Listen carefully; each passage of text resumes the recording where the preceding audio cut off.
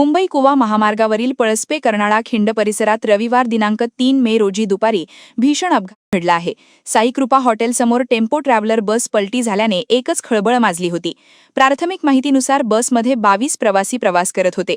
ते सर्व साखरपुड्याच्या कार्यक्रमात सहभागी होण्यासाठी जात होते.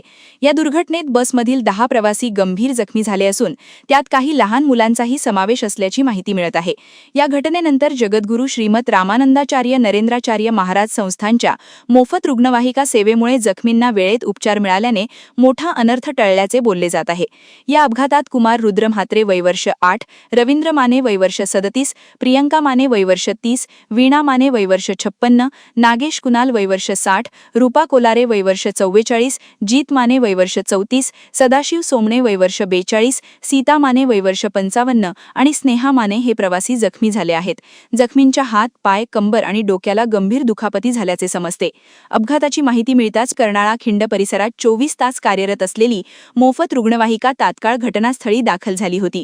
रुग्णवाहिकेचे चालक विश्वास पाटील यांनी तत्परता दाखवत सर्व जखमींना सुरक्षितपणे नानासाहेब धर्माधिकारी हॉस्पिटल पनवेल येथे दाखल केले. त्यानंतर काही प्रवाशांना MGM हॉस्पिटल कामोठे येथे रवाना करण्यात आल्याचीही माहिती मिळत आहे. वेळेवर उपचार मिळाल्याने जखमींची प्रकृती सध्या स्थिर असल्याची माहिती मिळाली आहे. वादळवारा लाईव्हसाठी राकेश खराडे, रसायनी. नवी मुंबई व रायगड जिल्ह्यातील ताज्या बातम्या आणि घडामोडींसाठी सबस्क्राईब करा वादळवारा लाईव्ह चॅनल आणि दाबा बेल आयकॉन.